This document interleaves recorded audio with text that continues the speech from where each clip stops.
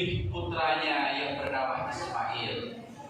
Kita ketahui hadirin wal hadirat yang dimuliakan oleh Allah, bahwa Ibrahim alaihissalam dalam waktu yang sangat lama, di dalam penantian yang sangat lama, ia belum juga dikaruniai anak oleh Allah Subhanahu wa taala.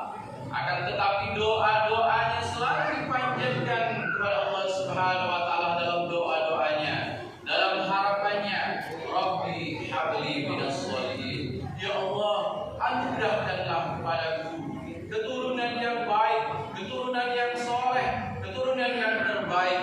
Dalam doa-doanya itu, akhirnya Ibrahim alaihissalam dikabulkan oleh Allah Subhanahu wa taala doa dan harapannya. Ketika ujian pertama datang, ketika anak ini lahir, hadirin wal hadirat, dia diperintahkan oleh Allah untuk membawa Ismail kecil ini ke sebuah padang tandus, sebuah gurun yang tandus panas, yang tidak ada tanda-tanda kehidupan di dalamnya. Kemudian setelah dia antarkan oleh Ibrahim, kemudian diperintahkan oleh Allah Subhanahu wa taala untuk meninggalkan Ismail dan Siti Hajar. Ujian pertama datang. Akan tetapi seorang perempuan yang soleha, yang luar biasa taatnya kepada Allah, taat kepada suaminya, yakin akan perintah Allah Subhanahu wa taala. Dia tanyakan kepada Ibrahim, "Wahai Ibrahim, apakah engkau meninggalkan kami di padang tandus ini, di tempat yang sangat panas ini? Apakah ini perintah Allah?" Lalu Ibrahim mengatakan, "Betul." "Wahai Ibrahim, jika ini perintah Allah Subhanahu wa taala, maka silakan tinggalkan kami. Kalau Allah Subhanahu wa taala yang memerintahkan, maka Allah Subhanahu wa taala tidak akan meninggalkan kami." Inilah salah satu luar biasa dari seorang perempuan yang soleha, hadirin wal hadirat yang diberkati oleh Allah Subhanahu wa taala. Allahu akbar, Allahu akbar, Allahu akbar, walillahil hamd. Akhirnya anak ini tumbuh dalam didikan perempuan yang soleha, seorang perempuan secara fisik tidak menarik sama sekali, hadirin wal hadirat jamaah salat ini, tidak menarik sama sekali, akan tetapi hatinya adalah hati yang sangat mulia, seorang perempuan yang hitam legam, akan tetapi hatinya yang sangat takwa kepada Allah Subhanahu wa taala, sehingga ia melahirkan generasi terbaik yaitu Ismail alaihissalam. Ketika anak itu tumbuh besar menjadi seorang remaja yang tangguh, ujian kedua datang. Ibrahim alaihissalam bermimpi, dalam mimpinya ia diperintahkan oleh Allah Subhanahu wa taala untuk menyembelih anaknya.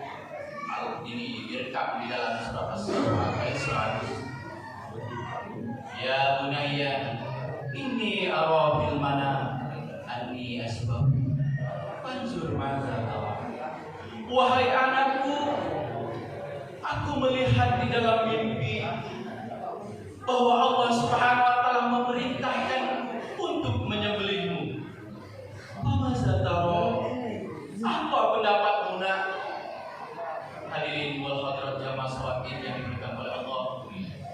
Secara akademis, ayat ini adalah termasuk ayat tarbawi, ayat yang mengandung nilai-nilai pendidikan, di mana meskipun Ibrahim diperintahkan oleh Allah Subhanahu wa taala untuk menyembelih Ismail, meskipun langsung perintah ini dari Allah Subhanahu wa taala, maka dapat kita teladani bagaimana Ibrahim alaihissalam mengedepankan unsur-unsur musyawarah terhadap anaknya. Ini mengandung nilai pendidikan bagi kita. Bagaimana jika kita harus mendidik anak-anak kita, anak didik kita, mari kita kedepankan musyawarah. Ditanyakan oleh Ibrahim, "Famadza tara?" Apa pendapatmu, nak? Seorang Ismail yang sudah disiapkan untuk menjadi generasi terbaik. Apa jawabnya? Hadirin wal hadirat sedang jamaah salat ini. Qala ya abati al-ma'luma satajiduni insyaallah minas sabirin. Silakan kau lakukan wahai ayah, lakukanlah apa yang telah Allah perintahkan kepadamu. Insyaallah engkau akan mendapati sebagai orang yang sabar. Maka hadirin Ismail begitu ikhlas ketika Allah Subhanahu wa taala memerintahkan Ibrahim untuk menyembelihnya. Akan tetapi ujian ini memang teramat berat. Tidak begitu saja berlalu. Iblis yang ingin membatalkan semuanya, ia datangi Ibrahim. Wahai Ibrahim, ini hanya sebuah mimpi saja. Akan tetapi kata Ibrahim, kami tetap akan melaksanakan perintah ini. Enyahlah engkau iblis. Tidak berhasil iblis, dia datang Ismail. Wahai Ismail, engkau adalah seorang anak remaja. Maukah kau akan disembelih? Begitu juga Ismail komitmen untuk melaksanakan perintah Allah ini. Pergilah engkau iblis, kami tetap akan melaksanakan perintah Allah. Tidak berhasil, iblis pun mendatangi Siti Hajar. Karena mendatangi Siti Hajar, hadirin wal hadirat jamaah salat Id, ternyata iblis pernah berhasil ketika Allah Subhanahu wa taala menciptakan manusia yaitu Adam alaihissalam di surga. Silakan wahai Adam, kau nikmati perbendaharaan surga. Akan tetapi jangan kau dekati satu pohon yaitu Sajaratul Khuldi, pohon khuldi. Digoda oleh iblis agar Adam alaihissalam memakan buah khuldi, tapi Adam tidak mau.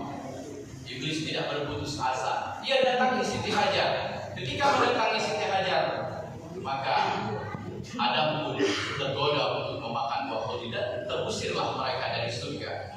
Dan ini hadirin wal hadirat jamaah salat Id yang dimuliakan oleh Allah, ini pun dilakukan oleh iblis. Dia datangi terakhir Siti Hajar. Dia katakan, wahai Siti Hajar, engkau memiliki anak yang begitu bagus, yang begitu baik, kenapa harus disembelih? Akan tetapi kata Siti Hajar, lihatlah engkau iblis, pergilah engkau iblis, kami tetap akan melaksanakan perintah Allah. Akhirnya iblis berputus asa. Dia pergi meninggalkan keluarga yang luar biasa ini. Dan akhirnya Ismail diletakkan di tempat yang tinggi.